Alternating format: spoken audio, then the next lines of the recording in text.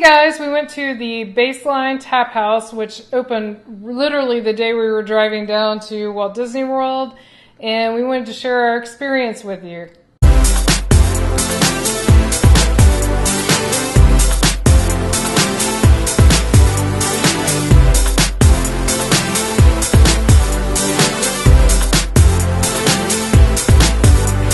So we went to the Baseline Tap House on our very last day of our short 4-day trip that was at the really tail end of September, last day of September, but mostly in October. It was the only reason we went to Hollywood Studios. It was. We just walked in, went to Baseline, walked out. Yep. And we're glad we did, though. We Yeah. really had a good time. Basically, if you haven't already heard the news, they kept saying they're doing a modern LA street. It's really only 3 buildings long, so I think calling it a street is a stretch. A cul-de-sac, maybe. Call it a cul-de-sac? I think it's less than a cul-de-sac.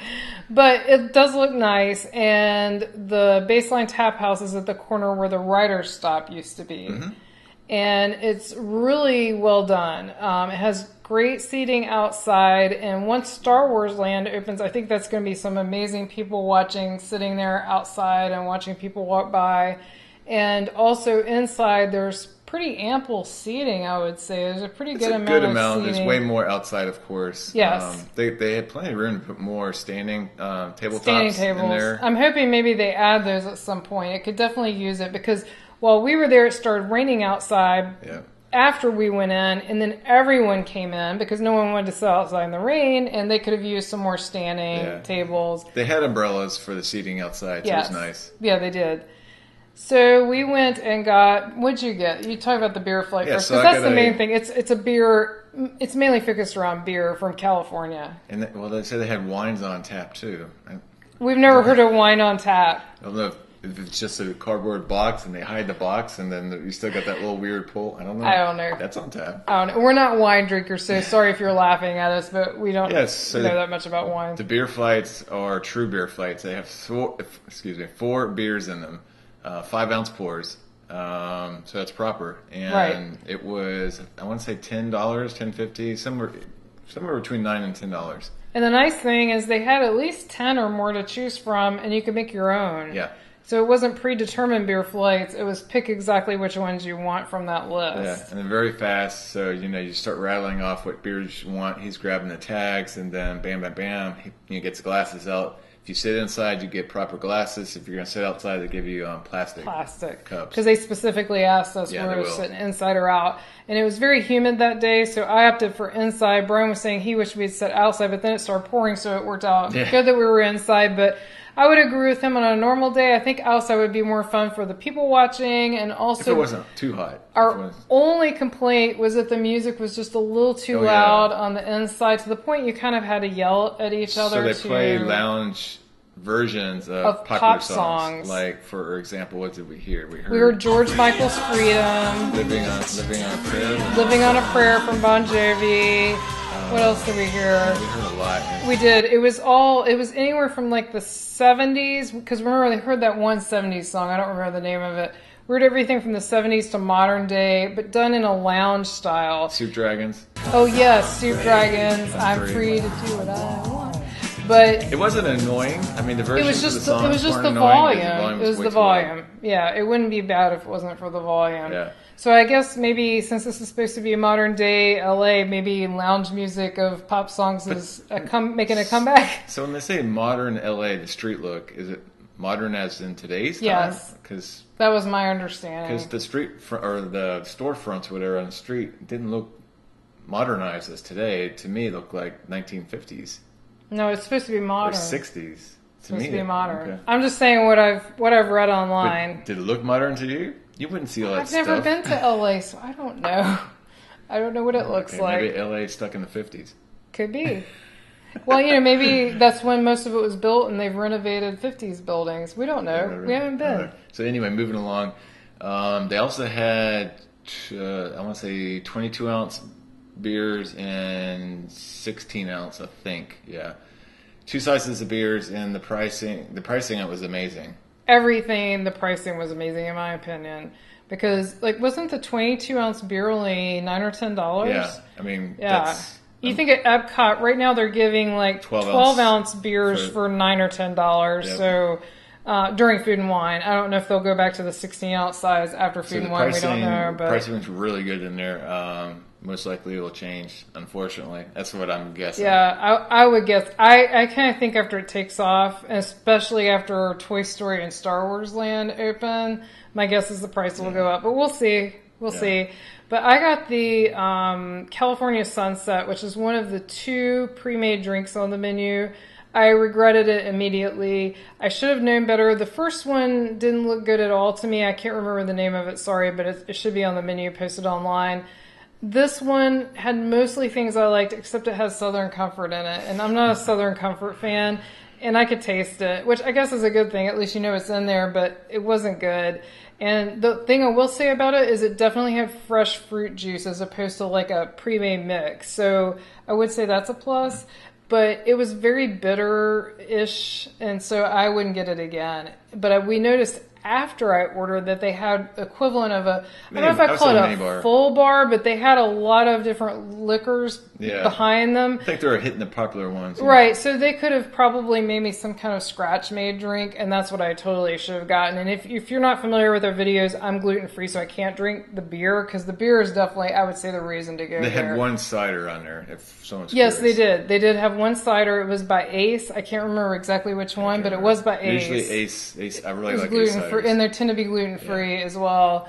And and they also have wines, which, as we mentioned, we're not wine people, so we can't speak to those. But I saw a lot of people in there drinking wine, and they seemed happy. So I'm guessing since California is known for their wine selection, I would guess they have some good wines. So they had 3 food items. We tried 2 of them. Yep, 2 of the 3. The one we didn't try was just a little cup of mixed nuts. Right, spiced nuts. Oh, was it spiced nuts or just? No, I think they were spiced nuts. No, I think they were spiced nuts. I think they're the same, probably the same they had at the Writer's Stop, because it's the same 3 food items. So I had the pretzel that came with the spicy mustard you expect to come with the pretzel, and a beer cheese fondue dipping sauce, which is both of them were good. I really liked them. But you seem to really like the cheese sauce, and we talked to another friend. We ran into a friend there, and she loved the cheese sauce as well. Yeah. I got the charcuterie, and what was really cool is I asked them if they could leave any bread off because I'm gluten-free, and they actually brought me gluten-free, sort of almost like pita wedges. I think they were probably something like Udi's pizza crust cut into wedges, but wow, it was amazing to get gluten-free bread of any kind. Hats off to the employees working there, because I know some of them were new because they still had the earning my ears things on their tag. But Carmen didn't even say gluten-free. She just said, does it come with crackers? And he just explained, it comes with breads or crostinis or something like that. Right.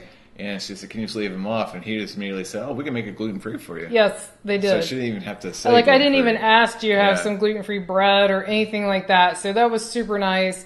And it was amazing, and it was also huge. So if you had the charcuterie when it was the Writer's Stop, this is double that size easily. It's huge, and it was only $10. And in my opinion, it was better than the one they serve at the Brown Derby Lounge, which is at least as much or maybe more. It's very small, so I think this is a good value. Again, the pretzel I think was $9. May go up in price, I don't know, but I think it was a good value. But those are the only 3 food items they have. So I would not go here to eat if you don't like those items. You like pretzels, I like charcuterie, so the pretzel was about the same pretzel you would see from the Germany stands, those type. Pretty big. Not the Mickey pretzels or you see in the park.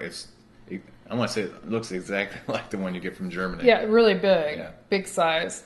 So I think we enjoyed everything. Yeah, it was a great experience. I'm glad we squeaked it in on our last day at the trip. I'm glad. It was really good, and that ended up being my lunch. And I didn't even eat all of it. The charcuterie was big enough. I ate my entire pretzel. I didn't eat quite all of mine. It was a lot of food, and cheese is dense too. It's rich. Cheese and cured meats are kind of heavy, and I couldn't get all of it down. It was so good. But I think we would both highly recommend it. If you are not a beer or wine drinker like me, which I realize I'm going to be the minority, I would stick to having them make you a drink from scratch. That's going to be my advice. However, I will say the whole time I was at Disney, I think it was the only time I got fresh fruit juice in the drink. So if the liquor had been of the kind that I liked, I think it would have been a very good drink. Like if you got that same drink but with vodka instead of the Southern Comfort, probably would have been very tasty. And it opens at 11, right? I believe so, but always check the hours because those change. Those could change, but that was a plus as well because the Brown Derby Lounge doesn't open till noon. So places at Disney have weird hours for you. They're not consistent at all. Not at all. And so like, that was kind of a nice thing that they opened kind of quote not early, but you know what I mean. Not till before noon. And these places could open up a lot earlier, we noticed, and they would still have a lot of customers. Oh, definitely. On vacation. You're on vacation. Star Wars is a perfect example. They open at 10. And they always have a line. They have a huge line waiting. It's like these places could open earlier if they wanted to. Yeah. It's just kind of weird. Yeah. So anyway, I think our recommendation was this gets a peas and carrots, 2 thumbs up. We're doing 2 thumbs up on this one? There we go. 2 thumbs up. Huge, great addition. Badly needed in that park because the only place we really enjoyed going there was the Brown Derby Lounge, and it has very limited seating. So value, selection, everything. Until they raise the prices, I'd say this is one of the best values on property. Once the value drops out of the equation, it might not be a 2 thumbs up for peas and carrots. Right. But as of right now, with the current pricing, current offerings, and you liked every beer you had. I did. Yeah. I did. So obviously, while we're talking, I'm going to try to overlay some footage, so hopefully you've gotten a feel for the place. But if you have any questions, just leave them for us in the comments, and we'll do our best to answer them. You don't happen to remember which beers you had, do you? No. Sorry. Hopefully that'll show up in the video. The cards were kind of hard to read. That was the only thing. They were metallic, so they were a little hard to read, but hopefully those will be in the video. So anyway, thanks for watching. As always, we appreciate likes, subscribes, shares, and comments. Bye.